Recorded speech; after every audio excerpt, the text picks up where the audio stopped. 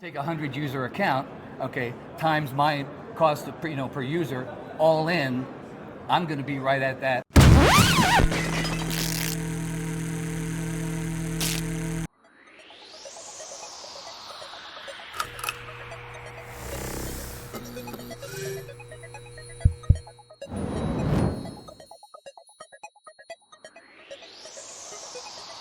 Welcome back, everyone. We're live here at the Channel Partners Expo in Las Vegas, Nevada.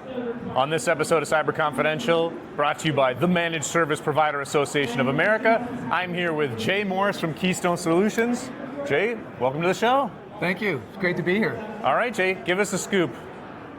Well, KeyStone Solutions is a managed services provider and cybersecurity provider based out of Cleveland, Tennessee. We've been in business 20 years. We focus on, our average customer we focus on is about 100 to 150 users. Some of our verticals are healthcare, professional services, and manufacturing. Okay, how many clientele are you serving right now? We're about 500 customers nationwide. Okay, so you're big time. We were going over this in our prep. 500 clients, that's a lot. You're a big time managed service provider. You've been named a couple verticals. What do you find is the most common one that you're serving recently? A lot of manufacturing professional services, architects, law firms, and a fair amount of healthcare, especially when they need compliance. Okay, and you were saying 100 employees is a good sweet spot for the type of clientele that you're serving right now? It is. We'll go down to about 25 and we'll go up significantly above that, but our average is about 150 users. So at this point in a business's life cycle, when they're crossing 100 users, they're crossing that chasm of being a small business trying to get into the medium business. A lot of people say they serve small and medium business. Jay's actually doing the medium part of this, which is a rarity. So what kind of growing pains is the business going through when they're crossing over this big milestone and hitting 100 employees? A lot of times it's, just they need a little bit bigger depth and breadth, in an MSP organization. They may be needing a vCISO. They may be requiring some compliance services and things like that, which sometimes, is the next level up from an MSSP that's, sort of crossed that divide. You find that 100 employee small business has an internal IT person, or they have been outsourcing everything? Most often they have someone. They have a CIO at least. So this is a strategic level. Correct. Yeah. Okay. Yeah, and or sometimes they'll have one or two. And if they have one or two, and those are folks that those are clients that would like to leave that sort of personal touch inside their company, then we'll give them a hybrid. We'll give them our stack, but we'll also give them all of our tools, and they'll be able to interact with us so to handle the low-hanging fruit, and then everything else gets escalated to us. We're still managing all the endpoints, we're still managing all the cybersecurity, we're just catapulting some of those password resets and things, kicking them back to the company, unless they're on vacation or things like that, it gets escalated to us. Okay, let's talk about these growing pains more, because I find that you're going to have a valuable and rare insight into the businesses that are hitting this 100 employee mark.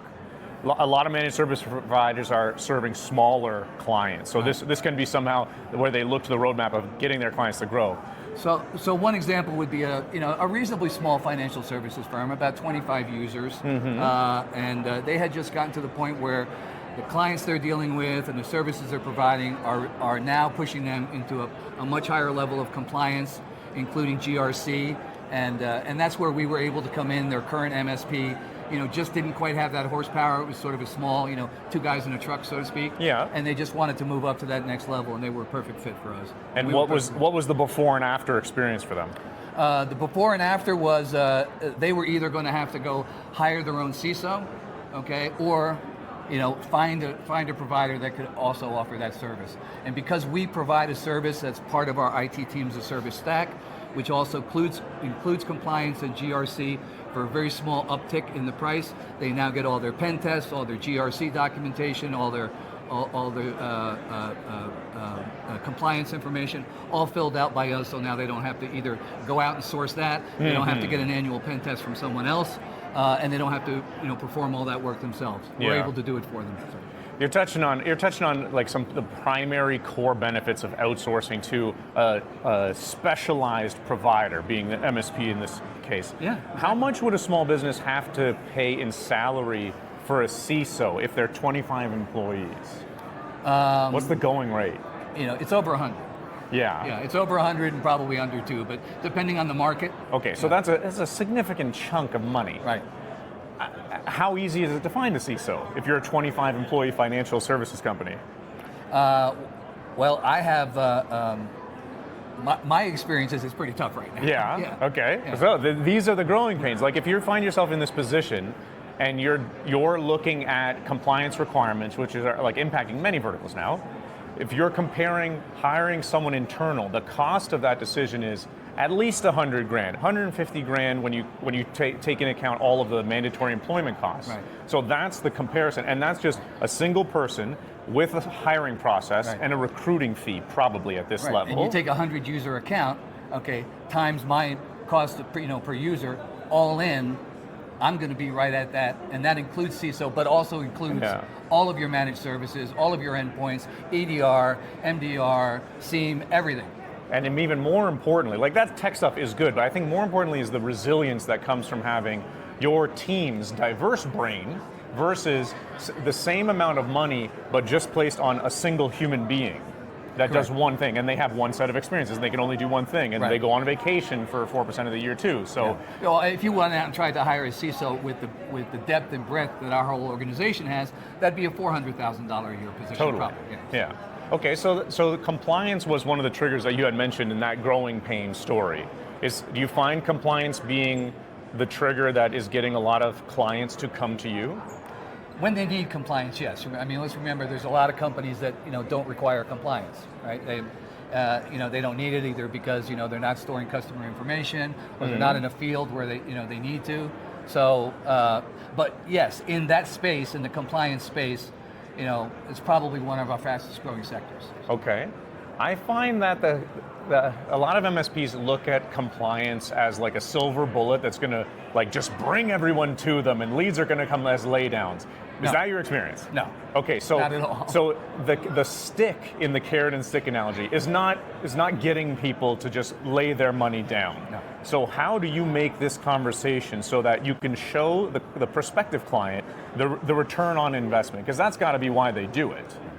What's the conversation there? Well, most of the time, it's like we tell customers, even from the first day that we meet them, is we never try to sell them. We're an engineering company. We engineer solutions. For instance, we never come to presentations or discovery calls with bullet point presentations. We don't want to spew a bunch of accolades about our company. That's what engineers would do, though. What we want to do is find the pain, see if we're a good fit for them.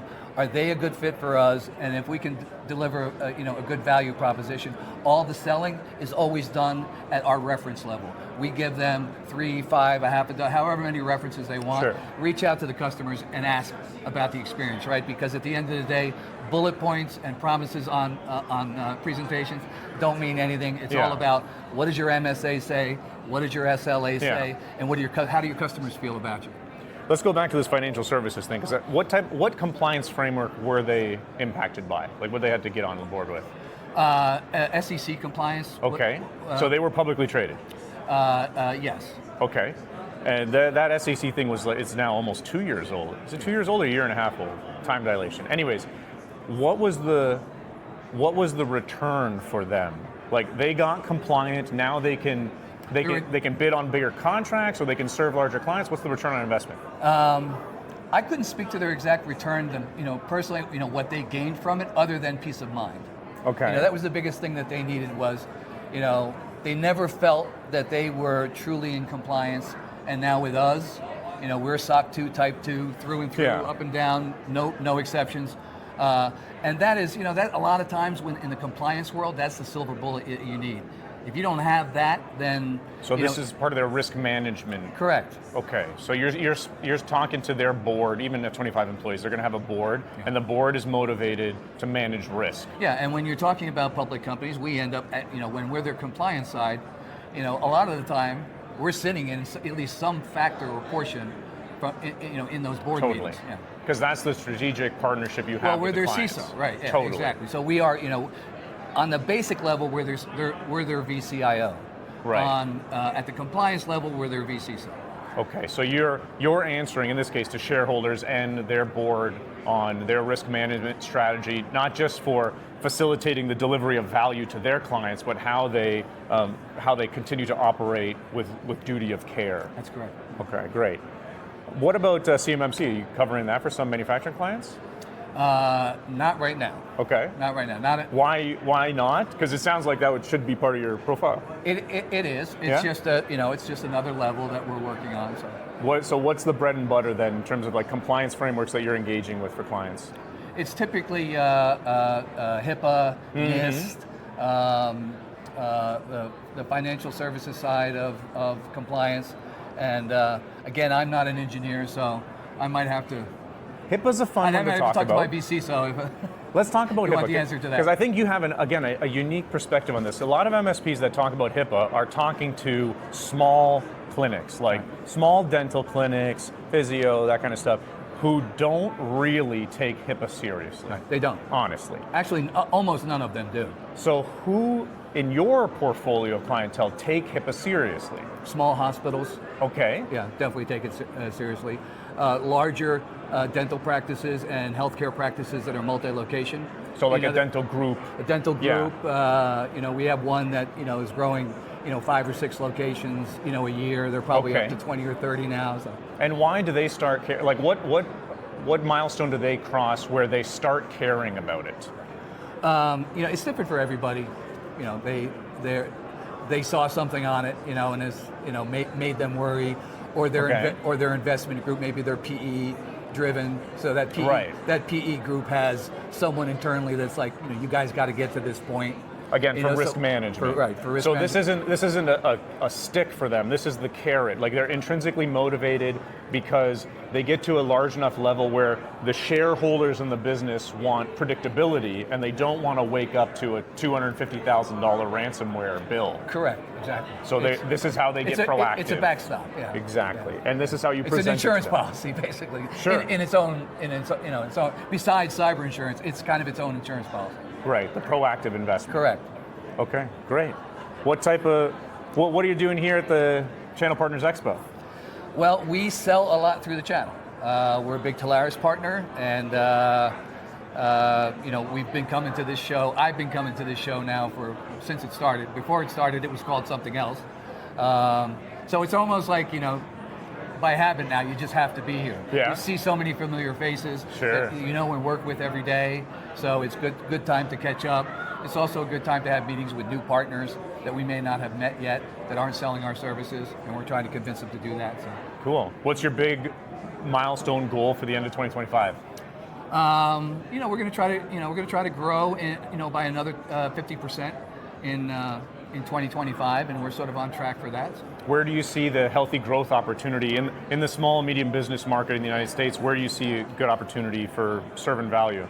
We're not going to change what we're doing. We're doing it, whatever we're doing it right now. And as I sort of mentioned to you in the pre-interview, is like our differentiator is we're sort of an all-in company. Price predictability is very important. So many customers are used to being nickeled and dimed, for a truck roll or for, a small statement of work, takes a couple hours, things like, all that is thrown in with us. We're not at the bottom of the scale on the per user rate, but we're not near the top, and the value that we provide for what we do, for the price that we do charge, I think is being pretty much accepted in the market as one of the best values in the industry right now. Mm-hmm. Yeah, you had mentioned even your price points, and it is a competitive, you're definitely benefiting from the network effect. You have an economy of scale serving 500 clients. And we have relationships walking into those accounts. It's not ours yet, but we have a trusted advisor who knows that customer, who the customer trusts, and by bringing us in, because we've been vetted by a very large organization and obviously have a lot of sales through them, and the performance on those sales and the retention of those customers is also being measured. And since we keep our customers so long, they stick with us an average of almost 10 years.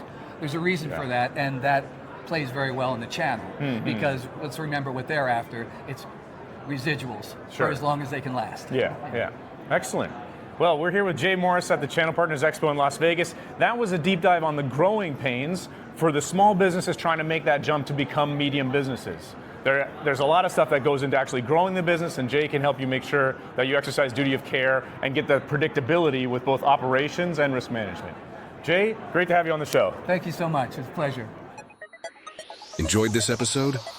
Hit like, drop a comment, and subscribe.